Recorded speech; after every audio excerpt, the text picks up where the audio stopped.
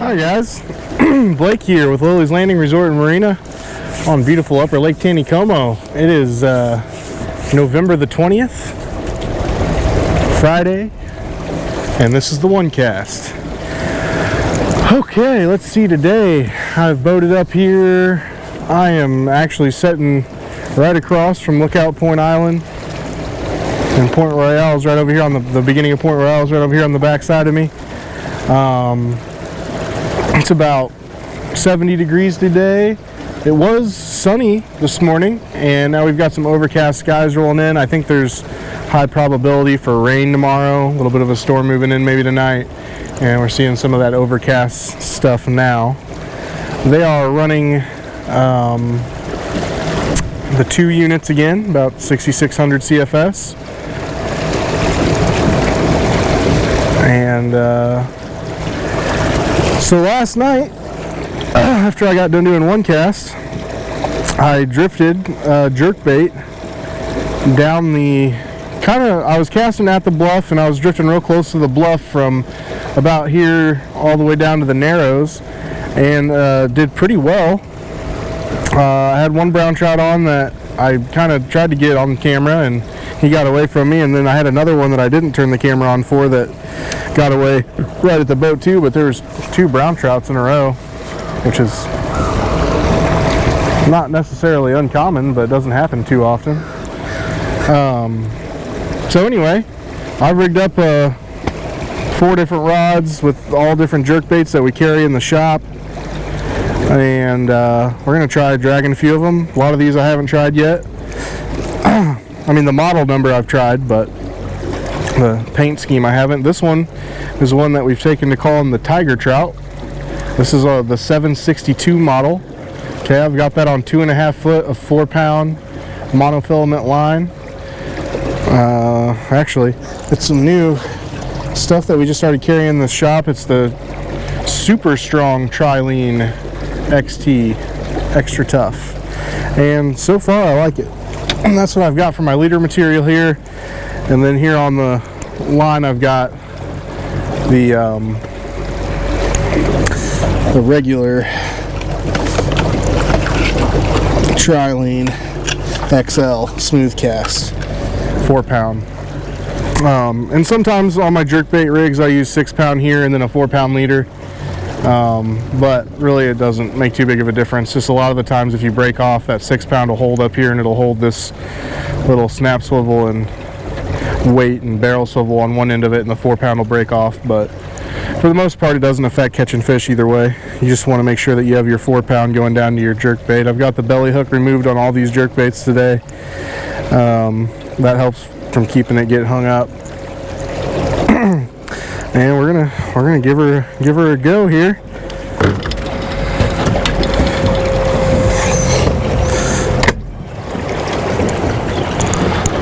All right.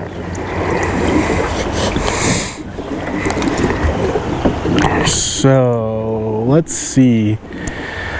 Fishing reports. Dwayne just got back in from a trip this morning.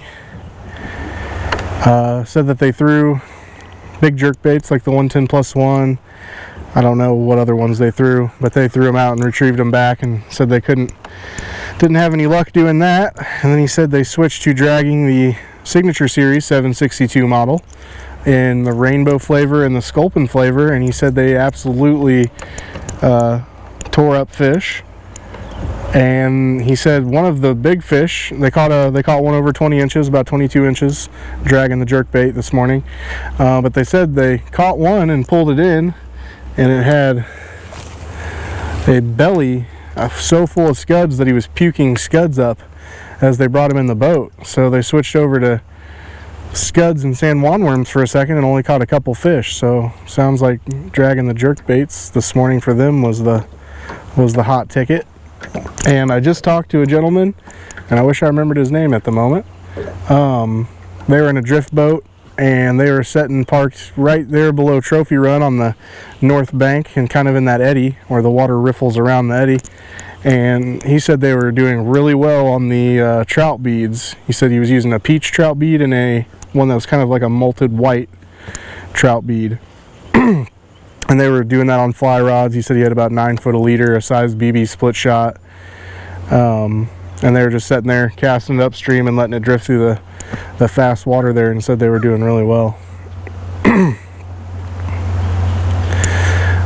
However, those are the only 2 fishing reports I have for today. We did just send one boat out from the dock a little bit ago, but I have not heard anything back from them yet, so.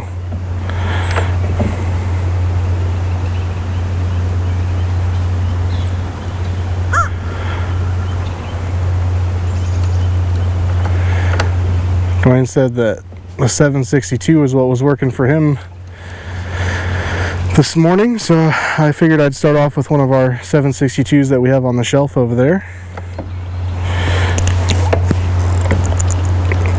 And I liked the way this little one we're calling tiger trout looked, so went with that one. It is about 12:30 or so in the afternoon. This is definitely one of the slower times to be fishing. I would have liked to have come out here and did this either early this morning or later this afternoon like I was out here yesterday, but I'll not get that opportunity today. But I do want to repeat what I did yesterday and see if we can get some similar results, kind of drifting down closer to the bluff over here. See if we can't pick up one of those brown trout that are waiting down there.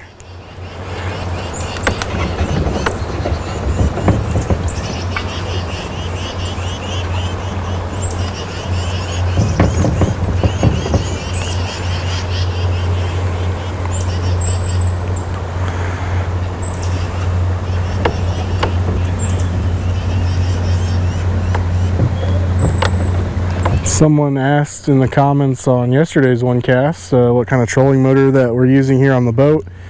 This is the Garmin Force trolling motor. I actually don't know what pound thrust it is. I think it's between 110 and 115 foot-pounds of thrust. Very powerful. And the method of control, I think, was the other question I saw, which I'm using the foot pedal. And you know, ideally I just kind of use the trolling motor, so if I want to drift 20 feet away from the bluff and then cast towards the bluff and let it kind of swing back, then I just make sure I keep myself in line with that. And this trolling motor also has a hand remote that you can use for it. Does similar things. The hand remote on this one actually has a mode where you can hold a button and point, and it points the trolling motor head whichever direction you point your hand. It's pretty cool.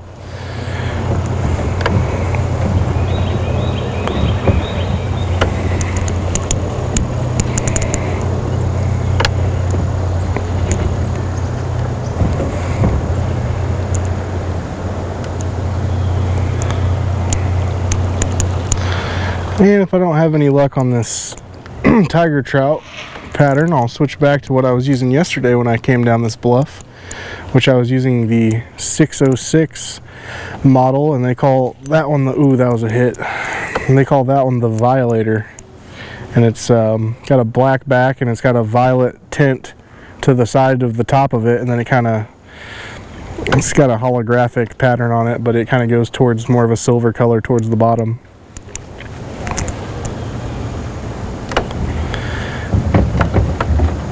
But since Dwayne said they had most of their luck on the rainbow today, I figured I'd go with something closer to a rainbow pattern.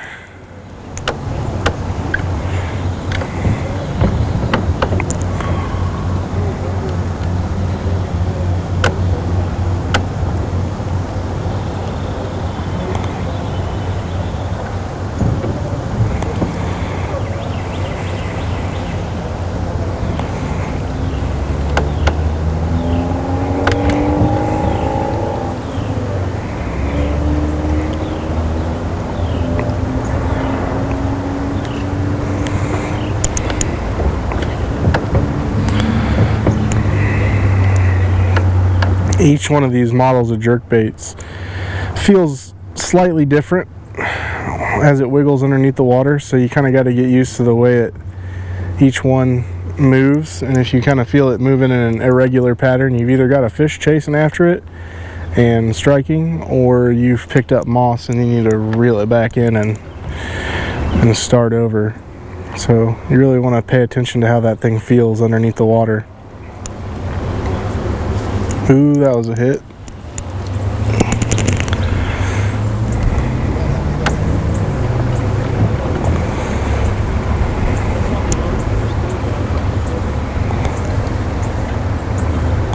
And yesterday, I don't know if it made a difference, at least, you know, targeting the brown trout specifically, but I was casting kind of at an angle all the way as close to the bluff as I could get, and then as the boat drifted out here, it would slowly swing that jerkbait kind of down the incline and straight back out. And I'm not sure if the brown trout were setting somewhere on that incline and they saw it swinging down towards the bottom and they were hitting it, or if I just got really lucky. But I am gonna reel this back in, no fish on the one cast, and make sure I don't have any moss, and I'm gonna try putting it up against that bluff. Just kind of repeat what I was doing yesterday.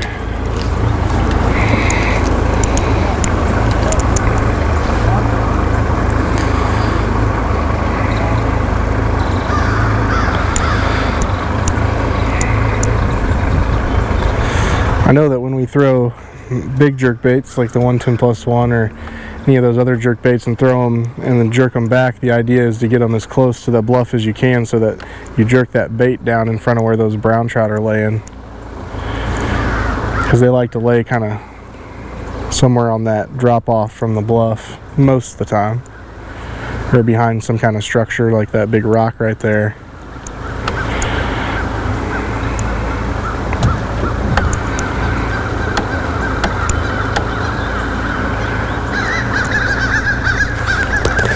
I like to keep a few different models with me. Sometimes the 762 is the hottest, you know, the way it works underneath the water is what they're looking for. Sometimes they prefer that 606 action. Sometimes they like the 639. I know I'm speaking a bunch of numbers right now, but those are all different models and sizes that have slightly different actions.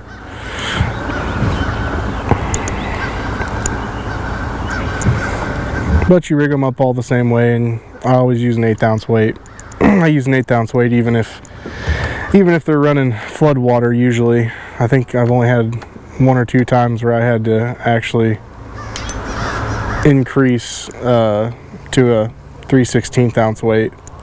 But I think that was whenever they were running like over 20,000 cubic feet per second between the gates and the turbines.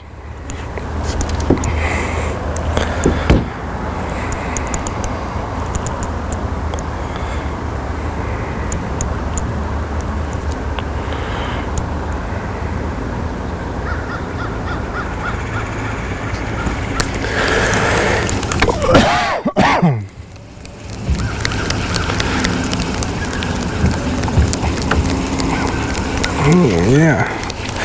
Picked up a good moss wad.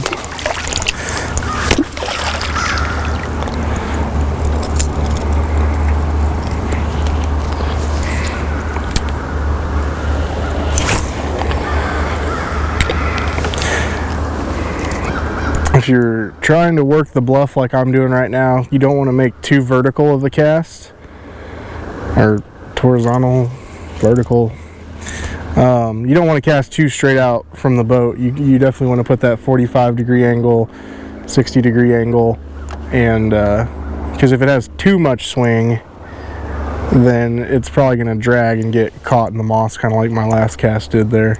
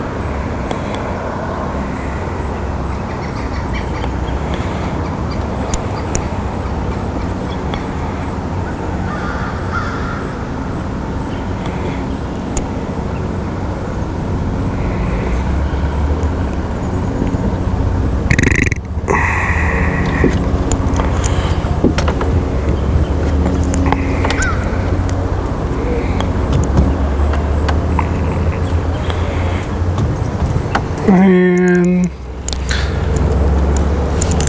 oh.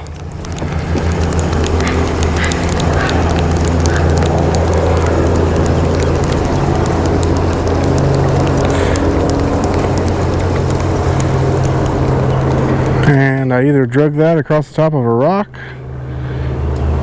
Oh yeah, that is a clean break. So I either drug it across something sharp or a fish was able to break me off there. But I was getting ready to, it felt like a bite. I'm not sure though. We're gonna switch over to the one I was using yesterday. This is the 606 and they're calling that one the Violator. Hence the violet in it.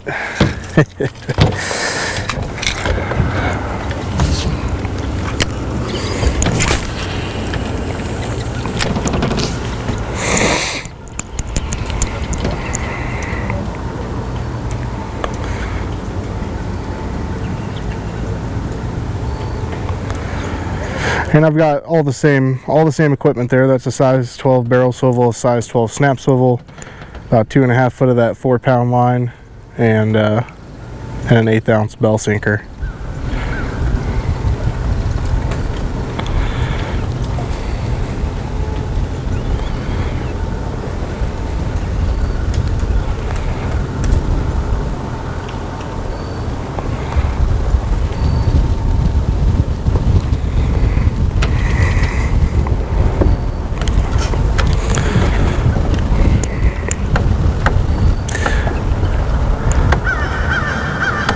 And other than changing the model of bait, the other thing to do would be, you know, if you're out here and you get a chance for more than one drift, which I really don't have that option here, but if you have the opportunity, you know, do a drift over here by the bluff.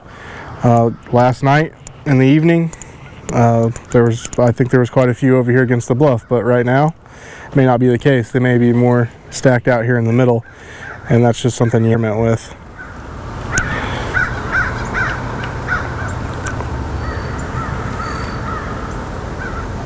Ooh, that was definitely a fish. Sometimes they'll miss it and they'll keep chasing after it and they'll kind of hit it from side to side and you'll feel them toying with it.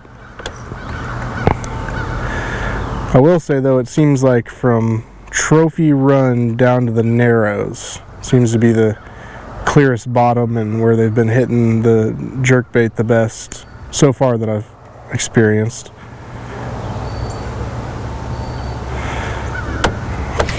Got that one. I think he was chasing that and playing with it for quite some time. I kept feeling him every 3 to 5 seconds there. But like I was saying, I think that for the most part, oh, there you go, he threw the hook. He was a wee little baby. It explains why he was chasing it for so long. He couldn't quite get it in his mouth.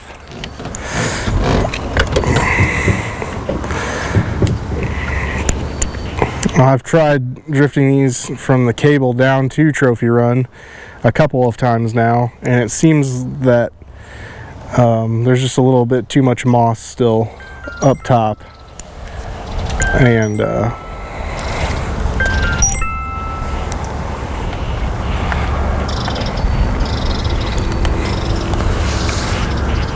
you definitely got to present it long enough to get them interested, and you just get too tangled up with the moss up there.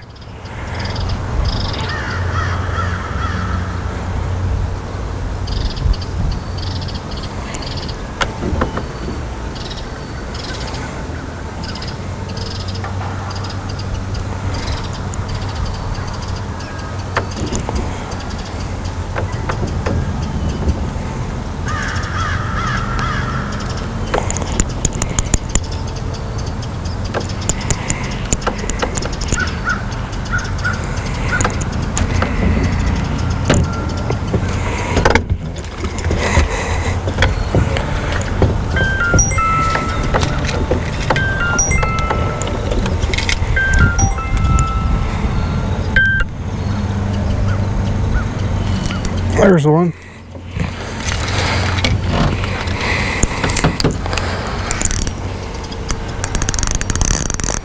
Oh, I think this one's got a little more size to him. He's ripping my drag out there a little bit. Looks like he wants to surface.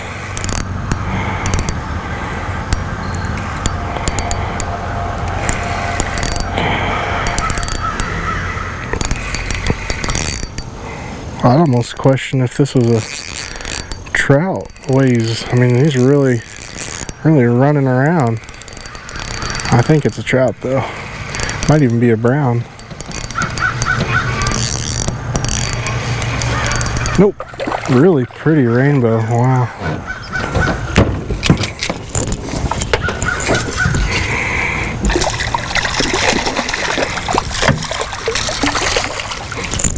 Oh man.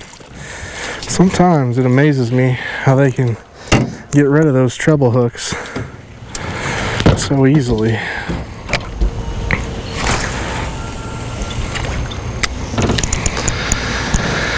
Alright, 2 to the boat, but I can't get him in the boat today.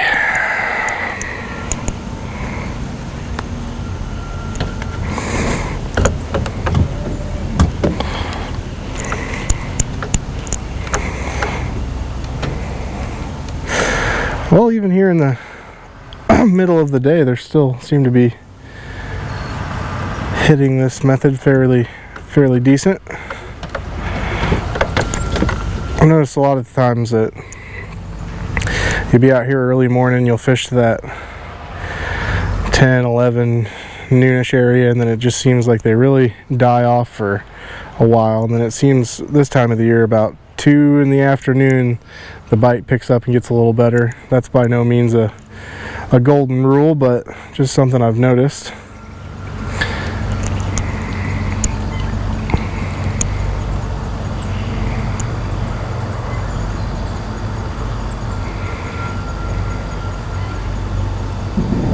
Oh, there was one.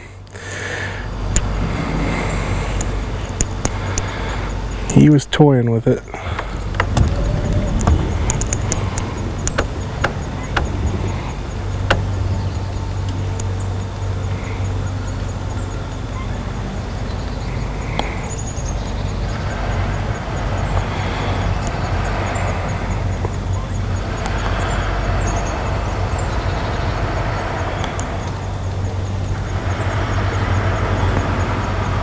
When I drag jerkbaits across the bottom,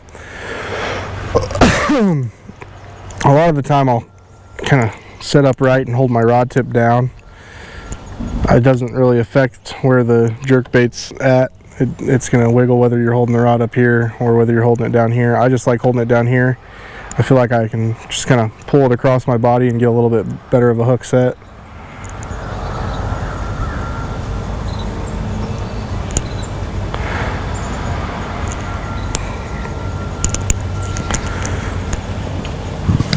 I'm gonna keep, nope, there was one chasing it when I pulled it up. I'm gonna keep pulling this in and kind of casting it back out towards that bluff. I really want to see if I can target these brown trout out here.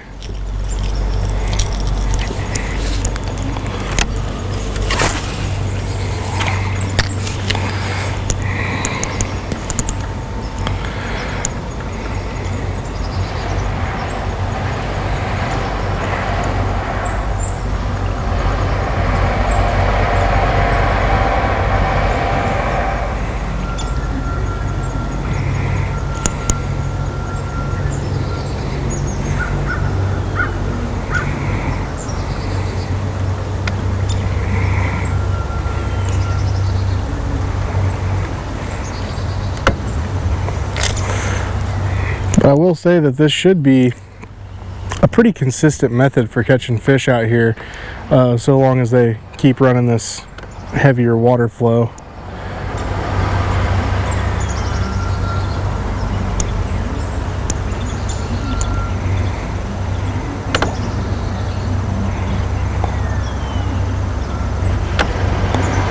And I felt it get heavier.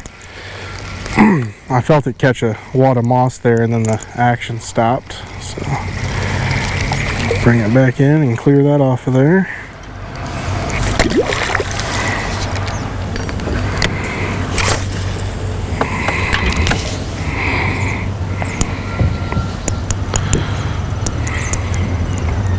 Yeah, I think we'll drift on down to the narrows here.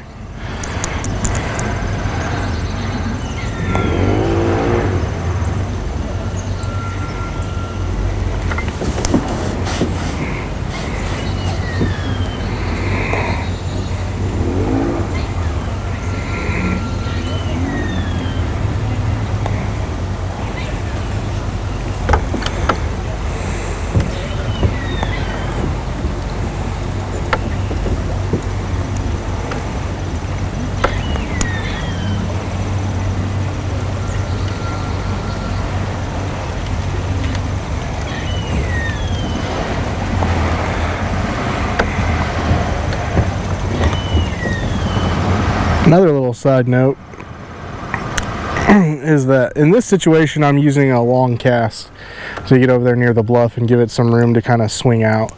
But most of the time whenever I pick a line and I drift that line down, I don't cast these things out very far. I just kind of give them a little lob, you know, 20-30 feet away from the boat. I feel like you can get maybe even just a touch better of a feel for them whenever they're a little bit closer, on the angles a little sharper versus more stretched out.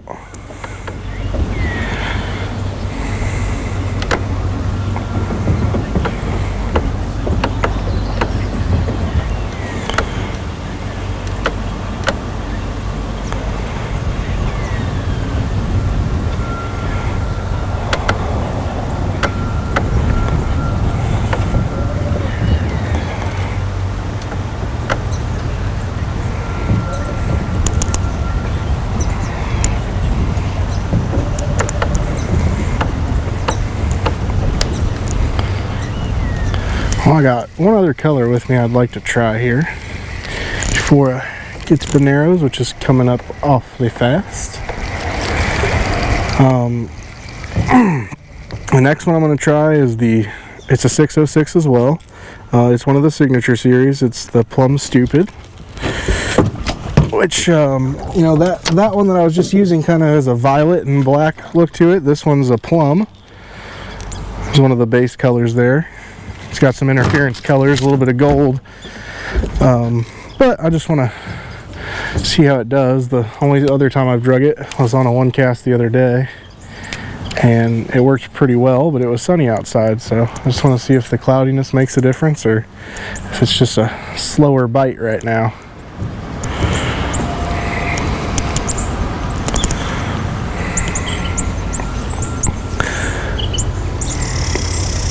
I will say that brown trout have an affinity for purple. I don't know what it is about the color or how it strikes them, but they do tend to like the color purple, kind of like walleye. And that that violet lure, the violator, is what I had both of those browns on yesterday.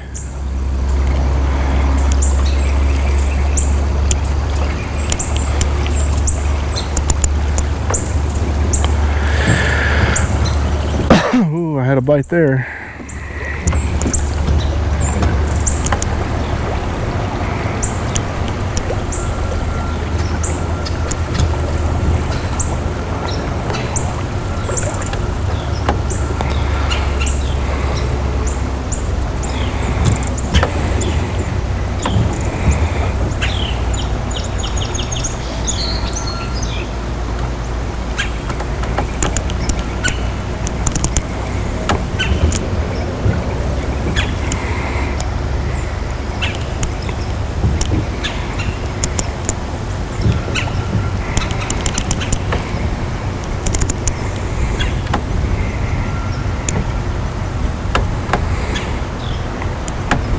This last spring, kind of around the time this whole COVID thing started, we had a lot of flooding, and they were running heavy floodgates, and we saw a really significant amount of shad come over. And the signature series ghost shad and French pearl, I drug those things almost every single day, and we were dragging them as far down as Monkey Island, and they worked really well. Caught a lot of really nice brown trout, but just a lot of trout in general.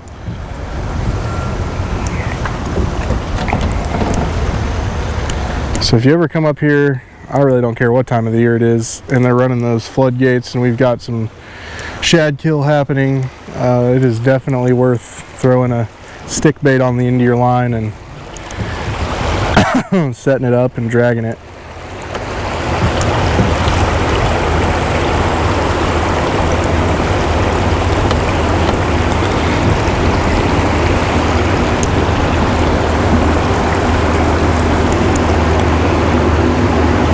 I'm gonna go for just another minute or so here.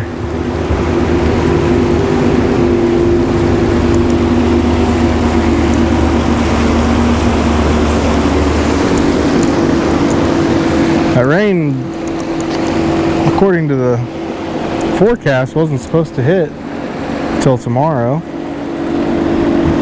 but it kind of feels like it might just rain a little bit here.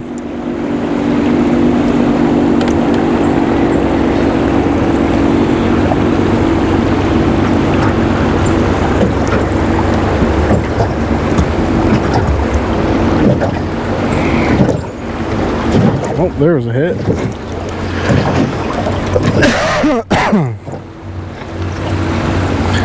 They're definitely doing a lot of chasing and bumping this thing today. Doesn't feel like they're striking after it too hard though. I read some stuff. I think somebody posted on yesterday's one cast about some low oxygen levels yesterday in the lake. I didn't look at the app, but I guess they turned the water off somewhere around 7 last night, and they said some of the readings got as low as 2 to 1 parts per million, which is really, really low. I don't know what spot up at the dam where they take that reading. I would probably have to say that, you know, somewhere like down here, the parts per million were probably a little higher. But that's really low if it really got down that far.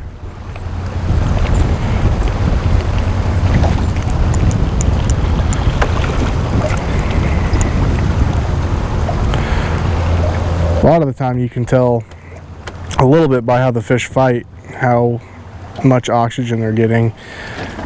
They'll be a lot more sluggish, and when you get them to the boat, they'll tend not to want to swim off. You'll have to spend a lot more time reviving them.